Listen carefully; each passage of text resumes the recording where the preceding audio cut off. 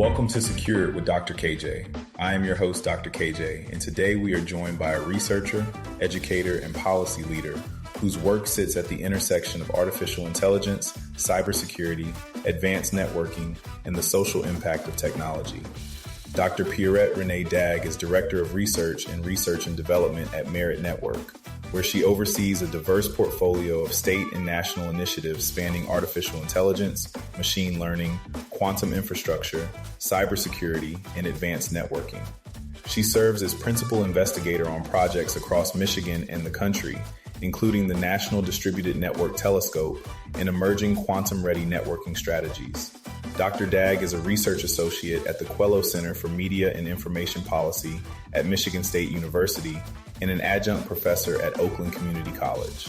She chairs the AI Innovations Working Group at Merit Network, serves on the AI Policy Subcommittee at the University of Toledo, and is area chair for intellectual property and copyright at the Popular Culture Association.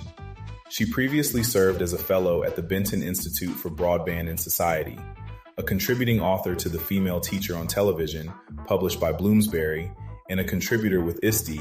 Dr. Dagg earned her PhD in Social and Philosophical Foundations of Education and Education Technology from the University of Toledo, along with an executive MBA. Before joining Merit, she was creative director at Crane's Detroit Business and received honors from the Society of Professional Journalists, PRISM, and an Emmy nomination. Today we are talking security, AI governance, and the kind of leadership the field actually needs. Pierrette, welcome to the show. Thank you. I appreciate it, Dr. KJ. I love listening, so I am excited to be here. Well, thank you so much. And let's jump right into question one. So Merit Networks really services a wide range of institutions like universities, K-12, healthcare, and government. So all with different security maturity levels. As post-quantum cryptography becomes less theoretical and maybe more urgent, I would say, where are the biggest gaps between what these organizations need to do and what they are actually doing? Yeah, so there is such a wide disparity in this, you'll see, because we serve things like R1 institutions who are leading some of the national projects, both in material science, in infrastructure, in QKD, and then we have small rural libraries. We have very tiny two-employee community mental health institutions in areas that have 2 or 3 households per 20 square miles. So there's already quite a disparity here. I would say in general, if we're not thinking about some of these national leaders and some of these R1s, some of the biggest challenges I see, number one, are just capacity and willingness to jump in, because this is a very overwhelming topic, even for people who do have a lot of the technical knowledge, right? So we're already trying to secure everything we can secure, but we're really focused on a lot of the more immediate things, right? So I'm worried if I'm in one of these small organizations about like ransomware right now, or immediate kind of things, making sure that my data is safe, protecting my passwords, and I'm not necessarily thinking about, okay, post-quantum security, what are the implications of that? So I think capacity is absolutely one of the biggest challenges and one of the biggest disparities right now. When I think about some other things, these are just some idea starters, right? So a lot of the quantum security is becoming more relevant, and most of them are not necessarily prepared. I think first step is to kind of come up with some kind of operationalized response. We see a lot of these institutions now. If this were 15 years ago, I'd say basic security was a problem. We've really seen basic security come up, I think, a lot just in general because of the information that's available on the internet. Self-learning is a much easier thing, and a lot of these things are not out of reach now. So we do see a lot of these organizations who do understand encryption, but we're not necessarily inventorying where that encryption is. So one of the biggest problems that we're going to see is attackers are now doing this collect later or collect now, decrypt later. So we can collect all of this encrypted data. We may not have all of the keys, But we can get the data and then using historical information or, when our quantum computing is reality and not a theoretic, it is going to be a lot easier to then retroactively decrypt a lot of that information. So I think in general, you can't fix what you can't see. So I think planning, inventorying where you have the encryption, and then coming up with an operational response are probably the best and most achievable steps. So I love that, but you cross so many different sectors, right? So what what is critical for one sector, right, and more risk, but then how do you prioritize that going forward? And then how do you dictate that to the leadership? How do you dictate that to the employees, right? What does that look like in your world? That we can go back to a very simple and basic data classification chart. If we go back to basics, I'm sure we have all seen this where we have a chart of what is, public data, safe, you get the green light. What is internal data? So that's going to be things like customer records, customer numbers. Then you go on to sensitive data, and that's going to be maybe some identifying information. Definitely IP is something that you need to think about as well, because people don't generally think about their own organizational IP, internal policies that aren't necessarily super sensitive, but maybe wouldn't want getting out. And then we go into the red light, our PII, our PHI, our financial data, and things like that. So I would sit down, because every organization is going to touch different data and build or revisit, because we should all have our data classification charts for employee reference. So let's revisit that and then start with the red light things first. No, I love that. And so for organizations that don't have the budget or technical staff to tackle that post-quantum migration on their own, what are the realistic first steps that exist that do not require starting from scratch? I really do think it is looking at where your encryption is, making sure that what you are doing right now is as secure as it can be. And another thing too, and this is, a lot of people may not like what I'm about to say, but I think using AI and generative AI, Gemini or your GPT or whatever people are using, as a self-learning tool is actually really effective. So I wouldn't put in where you work or what you're necessarily collecting, but using it as a self-learning tool to understand some of the places where you might need to shore up your defenses and your cybersecurity is not a bad idea. So you're saying basically, hey, have a framework of how you want to ask AI and then continue to use it as a thought partner. Is that what I'm hearing? Yeah, I do, because I think that for the most part, the primary risk for almost any organization is going to be this longer term exposure of that sensitive data rather than risk of immediate attacks. So even if you just start to think of where that attack footprint could be for the sensitive data, rather than focusing all of your attention on immediate protection of things like ransom or a hack, just shifting the focus of your attention might be a really good first step. No, I love that. And so you've done some serious academic work, right, on AI ethics, and you chair Merit's AI Innovations Working Group. So with quantum computing poised to accelerate AI capabilities well beyond our current policy frameworks, how should organizations be structuring AI governance today to get ahead of that curve? So there's a couple of things that I would say to that. I would say primarily, number one, we need to understand that it's not operational, or it's more operational. It's not just policy, right? So you need to think of this. AI has been the disruptor. The disruptor is over. Now this is just how things are. So we need to look at all of our technology policies, because AI is touching every single one of those. This is not a separate technology anymore. This is not an incubator type situation. We need to be updating all of our AI policies to be a part of our technology policies. So any technology governance needs to now include AI, because AI is just another technology. And see, that'll also allow for cross-functional governance, which we weren't seeing very early on. I think there's a couple of other things too, like you need to be building your systems that are adapting and that are adaptable to the technology. Also, there's a couple other things that also may not be necessarily popular. So when you think about AI governance, one thing that does set AI apart from other technologies is because it is so adaptable. Every single technology, every single enterprise solution, enterprise software, if it does not include AI or generative AI or programmatic AI right now, it will be. And a lot of times we're seeing these being included in the products that we're using without even a notification. You'll just see new features pop up or new options, or maybe, those aren't even necessarily, on the GUI, maybe they're just in the back end.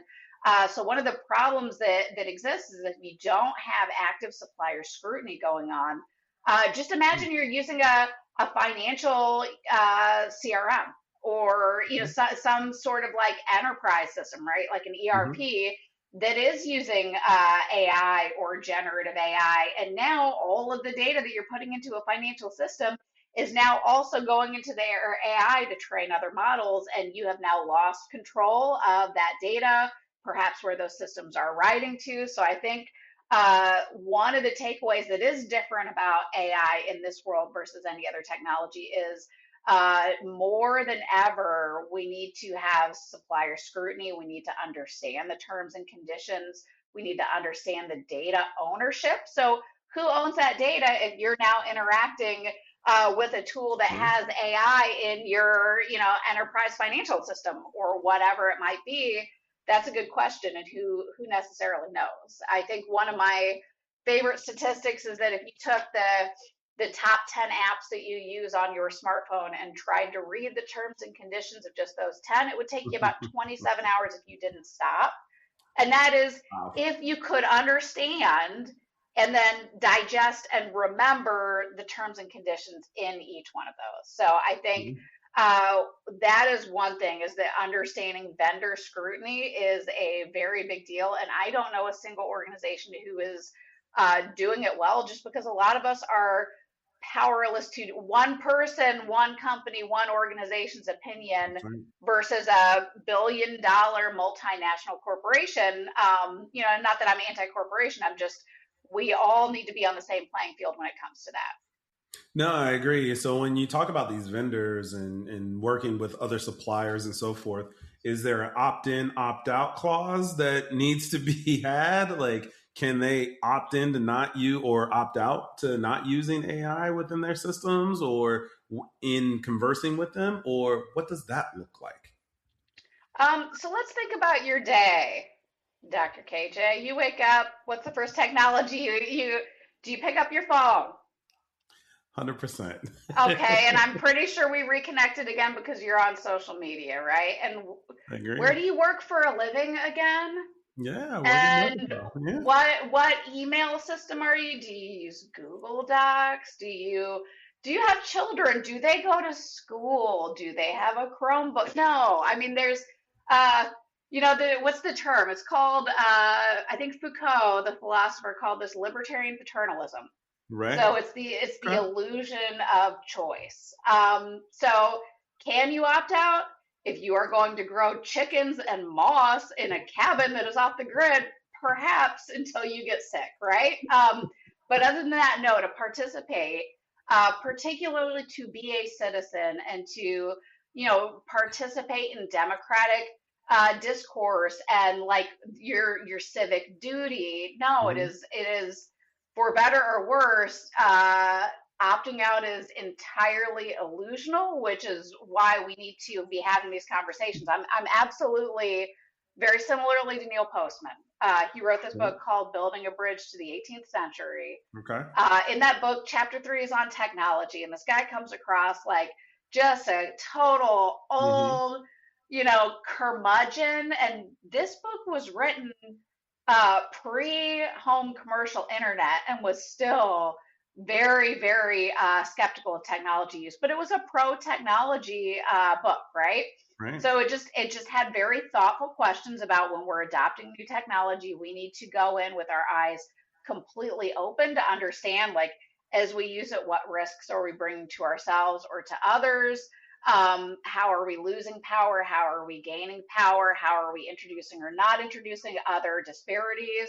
What advantages for our civilization might there be, and how do we capitalize on the good in that? How do we train and govern in a way that makes our country and makes our nation strong? I mean, there are all sorts of good questions there. So it's not meant in any way to come across as anti-technology. It's just we have been very passive about this. There's another really great book that I would suggest on this. It was written by Neil Richards at the Washington College of Law, and it is called Why Privacy Matters. And that's another good one to pick up and think about. That was specifically written and designed towards information privacy. So, for example, like when, if you have teenagers and they're like, well, all my stuff's already on the internet, so who cares? Like it was meant to talk about why it still matters, right, and, why we really need to bring back our concern to that. But I would say it also applies in this situation to AI, data ownership, who, where the work product of our interacting with this illusion of opting out and illusion of control really matters. No, I really love it. And so when you think about your leadership, your path overall has been leading research that's ran through journalism, creative direction. You have an MBA, you have PhD, and your research has explored the intangible traits that make technology leaders successful in their communities. So what does all of that tell you about the kind of leaders the security field actually needs right now? So after this interview, I'm actually going to Oakland Community College to teach art and painting. And what I tell my art students is the same thing I would tell you or anybody else. To my art students, I say we're philosophers first. We are artists secondly. And I would say that to all of the people that work for me too. You are a philosopher first, then you are a data scientist. You are a philosopher first, and then you are a social media manager. And I think if we think in terms of that, it's really not something that people necessarily take well the first few times they hear. But then when you think about it, no, we need to be thinking about the why, the social good, the benefit, how to capitalize on the opportunities that technology gives us. We are living in the best time and the best era, and we are so fortunate to be here right now. I mean, we sent a whole team of people to the moon a few days ago. And I mean, just what an absolute marvel that is, because they're sending it. KJ, they are posting to social media from outer space. Okay. Like things are very good, yeah. But we need to consider before this does become a runaway train, what is happening, because it is very hard when you are in the midst of history to see. It's just like we're in the middle of the Milky Way right now. It's very hard to see our positionality, in our cosmic address when we are in the middle of it, right? So it's the same thing. We need to govern our actions with philosophy before actually doing things. Well, this has been an amazing conversation, but two, I would love, and I know the listeners would as well, would love your final thoughts. I would say stay curious, and that sounds very trite. But I approach everything as if I am brand new to it, because the more that I'm learning, the more I know absolutely nothing. And that was if the universe was finite. If everything just stopped where it was, I still would know nothing in another 40 years. But things are advancing so fast, and it is so very easy to exist in a fixed mindset or understand you know something about everything. But if you go into every single day saying I don't know anything, you will end up knowing a lot more than if you hadn't. Dr. Dagg, this has been a truly rich conversation. From post-quantum cryptography and data classification to AI governance, vendor scrutiny, and the philosophy that should guide every technologist, you have given our listeners a lot to think about and act on. The reminder to stay curious, to approach every challenge as if you are brand new to it, is exactly the kind of mindset this field needs more of. Thank you for your time, your candor, and for bringing that same substance to our show that you bring to your research and your students every day. To our listeners, thank you for tuning in to Secured with Dr. KJ. If this episode added value, Please like, follow, and subscribe wherever you listen, and share it with someone in your network who needs to hear it. Until next time, securing tomorrow, one episode at a time.